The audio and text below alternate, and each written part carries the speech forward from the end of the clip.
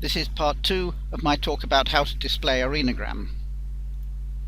In part 1 I gave a short introduction, and now in part 2 I've got a quiz. This is designed to demonstrate why correct display of the renogram is important. So I'm going to show you some questions that may set your brain spinning, but really they're mainly to make you think carefully about how renograms should be displayed. I'm going to show you several renogram curves and ask some questions. When I do this through a live audience, I like to give them voting buttons so that everyone can make their choice, and then we can discuss all the answers before I reveal what I think is the correct answer. If you're viewing this on your own, you won't have the benefit of voting buttons and you won't be able to compare your answer with anyone else. But I think it's still worth you thinking carefully about the answer to each question before I reveal my solution, because the best learning experience from this sort of thing is to think carefully about your answer rather than just waiting for me. All of these questions have some relevance to renogram display. You may think some of the questions are rather trivial, but when you see the answers you will realize their importance to renogram display. So I hope you'll have a little bit of fun in the questions rather than taking it too seriously. But do try and think of your answer rather than just waiting for me to give mine. The first question is the left kidney normal or abnormal? You have a choice of 3 responses. Either you think the left kidney is normal, you think the left kidney is abnormal, or you don't know. I'm always going to give don't know as a possible solution here, so if you really don't know, choose don't know as your answer. If you think you'll need a little more time to think about this, then press pause on the video play so that you can think about it and then continue when you're ready. But if you think you've made your decision, then I'm going to give my answer now. I think my answer is don't know, because if you said the left kidney is normal or abnormal, you're making an assumption about which is the left and which is the right. These aren't labelled. You may think that the one on the left is the left kidney, but I haven't said so, and it would be really quite unsafe in a real patient study to make that presumption. So the correct answer has to be don't know, because you don't know which is the left kidney. So it's important that we label the curves. I've done that now. The left kidney is the curve on the left. So I can ask the same question again now. Is the left kidney normal or abnormal? Do you think it's normal, abnormal, or do you think you still want to go for don't know? If you want a little bit more time, pause the video now until you're ready, because I'm going to give my solution now. I think the answer is still don't know, because there are no scales on the axes. I wouldn't like to commit myself as to whether that curve on the left is normal or not without knowing what the time axis or the vertical axis is. So I think the correct answer still has to be don't know until we add some labels to the axes. So I've added those labels now. The vertical axis now is labelled as counts per second, and the horizontal axis is labelled in seconds. So the third question is, does the left kidney empty completely? I'm not asking whether it's normal, I'm just asking, does the left kidney empty completely by the end of the study? You can say yes, it does empty, no it doesn't, or there's still the possibility of don't know. Well, I think that should be enough time, but if you want a little longer, pause the video, because I'm going to give my answer now. I think the answer should be no, it doesn't empty. You may say, well, at first sight it looks like that left kidney curve comes right back down to the baseline again, but if you look carefully at the numbers you see it only really comes down to 60 counts a second, not down to 0, so it hasn't emptied completely. The computer, in displaying these curves, has tried to be helpful. It says the minimum count in the left kidney is 61 counts a second, the maximum is 138, so it's stretched the axis to encompass that range. Actually, that's confusing to us because we tend to assume that the bottom has to be 0. So it's much better to have the axes starting from 0, and that should always be the scale when displaying renograms, so we don't get confused. Now when you look at it, you can see in fact that left kidney doesn't come down anywhere near to 0 counts a second, and you don't have to read the numbers to see that. You can see that at a glance. So the next question now is which kidney has got better uptake. I'm talking about the uptake, not the emptying of the kidney, and this is something that the computer will obviously calculate the relative function of left kidney compared with the right kidney. I'm not asking you to guess what the actual relative function is, just whether the computer is going to say that the left kidney is better than the right, or the right kidney is better than the left, or maybe there's still the possibility of don't know. This may need a little bit more time to think about, so if you want to think a bit longer, press pause on the video for a moment. Okay, I think that's enough thinking time. If you look at these curves, you may be saying, well, I've got to decide which is better. It looks like the left kidney goes up more steeply than the right kidney, so maybe that means that's better, but the right kidney actually gets up to 235 counts a second if you look at that, whereas the left only goes up to 138. But the right kidney takes much longer to get up to 235, and we must really look at the same time. So actually I think the answer is don't know, because it's really difficult to compare these two because the vertical scales are different. One scale goes up to 138, one goes up to 235, and it's really very difficult. If we actually look at a particular time, like 150 seconds on both curves, we can see that the left kidney seems to go up to about 138 counts a second, whereas the right kidney seems to be about 140 counts a second at the same time. We have to compare them at the same time, so this will be a fair comparison, but it's not at all easy because they're on different scales, so I still wouldn't like to commit myself. The best way is to plot them both on the same scale. So here I've replotted both curves on the same axes, and instead of going up in rather arbitrary numbers, let's go up in sensible steps of 50 counts per second on the vertical scale. And while we're at it, let's have a sensible horizontal scale, not in seconds but in minutes. So the scales are much easier to interpret. One problem with putting them both on the same scale now, though, is that we have to be clear which is left and which is right. On the earlier graph they were both shown in black, but that didn't matter because they were on different axes. Here, where they're on the same graph, it's helpful to use colour so that we can be certain which is left and which is right.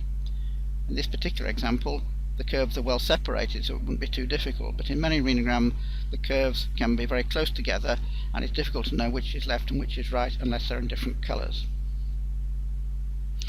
Okay, now comparison should be easy because they're on the same scale.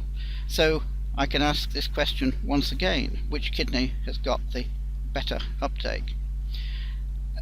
You shouldn't have any excuses of not being able to compare them sensibly because they are on the same scale, but which is better, the left kidney, the right kidney, or do you still want to say don't know?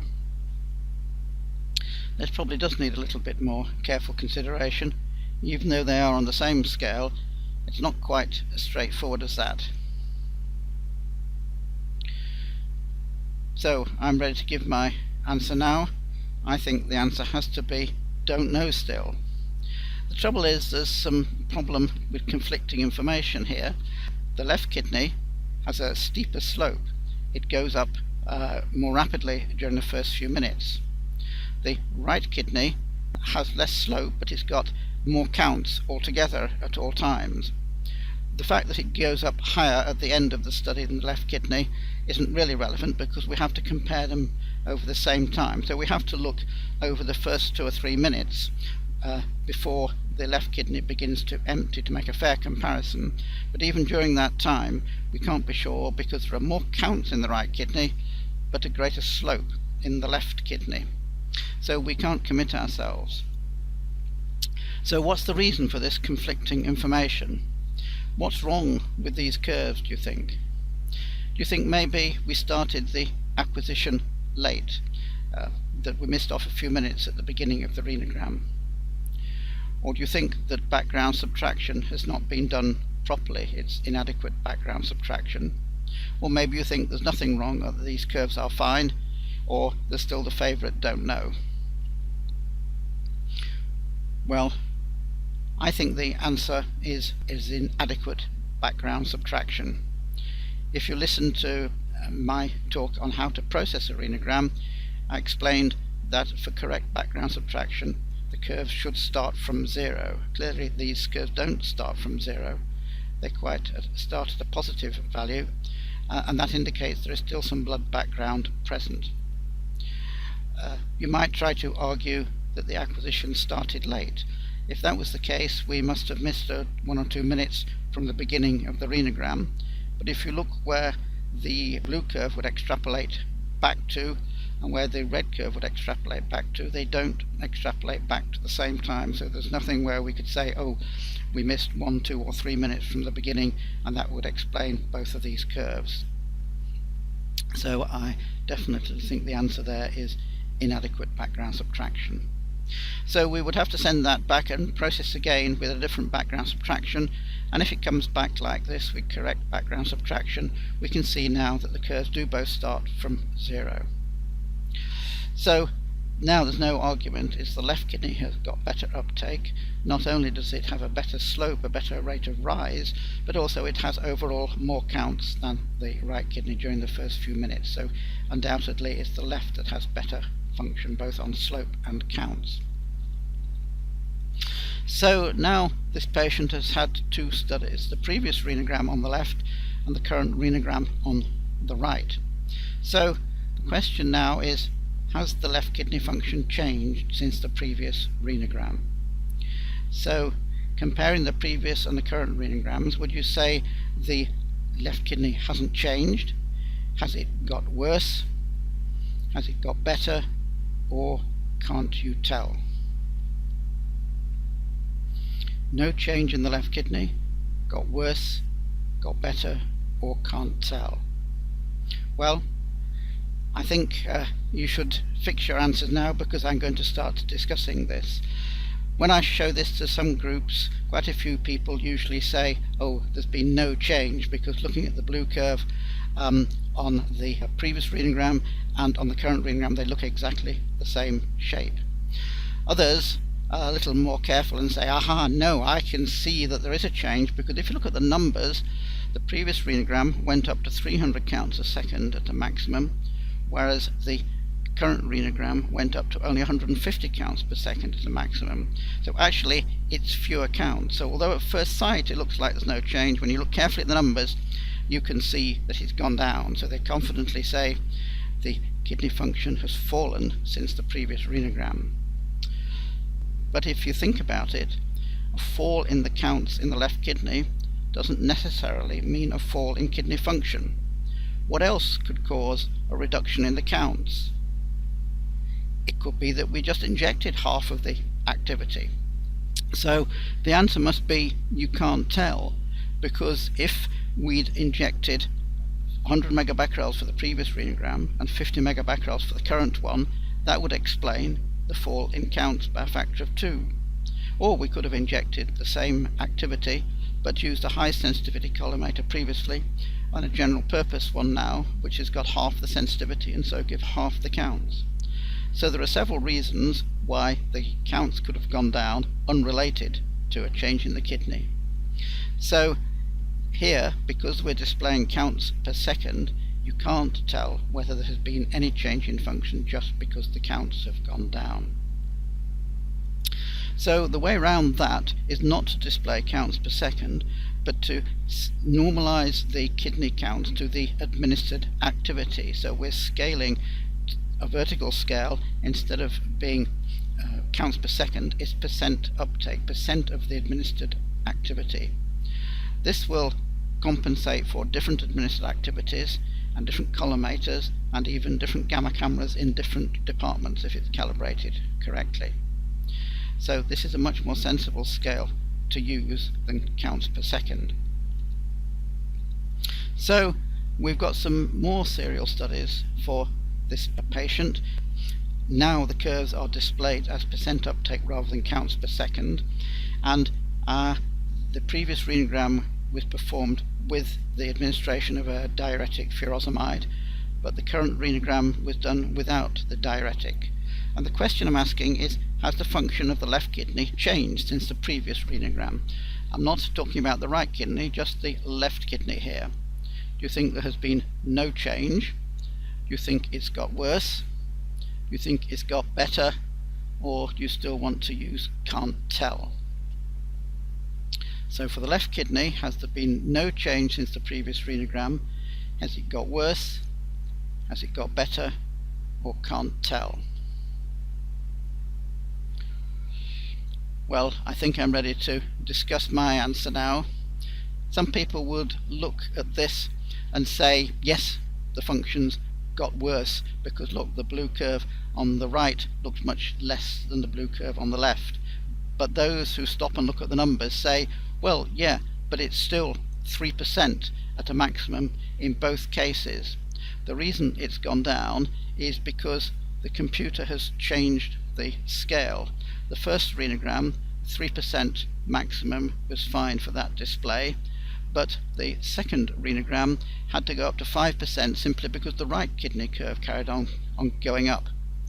So really there's been no change in the left kidney, it's just a change in the vertical scale.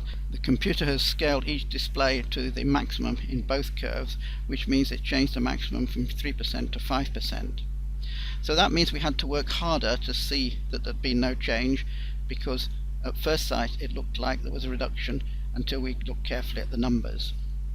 So the problem here is caused by the computer trying to be helpful in changing the maximum of the scale, but actually it's much more sensible to standardize the vertical scale and use a fixed maximum for all studies.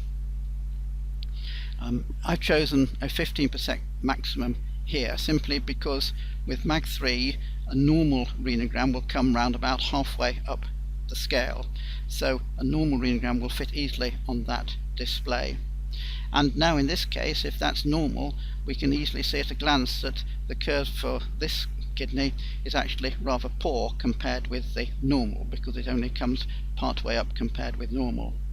So not only do we get a way of comparing serial studies with the same scale, but at a glance we can see whether the uptake is good or poor by comparing with this normal curve. Once again, here's another patient with two renograms. Here's the previous renogram on the left and the current renogram on the right, and the question now is, has the emptying of the left kidney changed? So I'm not interested in the uptake, but the emptying of the left kidney. Has there been no change? Has it got worse? Has it got better? Or maybe you can't tell. So we're talking about the emptying of the left kidney. Okay, well, I'm going to discuss what I think now. Looking at this, people very often say, well, the previous renogram I can see quite an early sharp peak on the left kidney curve, and then it comes down quite a long way. That looks like good emptying, but actually in the current renogram it seems to peak later and not come down so far. Others then look at the scale and say, haha, no, the first renogram lasted 40 minutes, whereas the current one was stopped after 20 minutes. So the horizontal scale is different, and actually if you look carefully you can see it still peaks at 2.5 minutes, so really there's no change. It's just a change of the horizontal scale that's changed the shape of the peak. The computer has scaled each display to the duration of the study, 40 minutes in one case and 20 minutes in the other. But if you don't notice that, just looking at the shape of those curves, the curve on the left looks like it's a sharper peak and it comes down further. But in both cases it peaks at 2.5 minutes, and by 20 minutes it's come down to about 3% on both renograms. So in fact they're much the same. There is no change in the emptying, it's just a change in the displayed scale. So In the same way as we standardise the vertical axis, it's sensible to standardise the horizontal axis scale. I like to choose 40 minutes because that's the longest of any of our renograms in Manchester. So if we use 15% on the vertical axis and 40 minutes on the horizontal axis, that makes serial comparison of one study with another very easy. And it also allows you to compare with this normal pattern. The normal pattern has this sort of shape on this scale, and if you have that fixed in your mind, you can compare any renogram with this normal pattern. So we've looked at various things there which have maybe illustrated several important points about the display. First of all, it's important to be clear which is the left and which is the right renogram curve, because mixing those up would be quite catastrophic if you were reporting. Clearly the graph axes must be properly labelled and the axis should start from 0. It's best to plot both curves on the same scale because that makes comparison much more easy. You must have correct background subtraction. That's something I talked about at length in my separate talk on processing the renogram. And we've seen here that if the vertical axis is displayed as counts per second, this gives no idea of absolute function. So percent of administered activity is much better. That gives you a real idea of the absolute function. And if you use standardized scales for both axes, that's much better for comparing serial studies. So that's the end of part 2.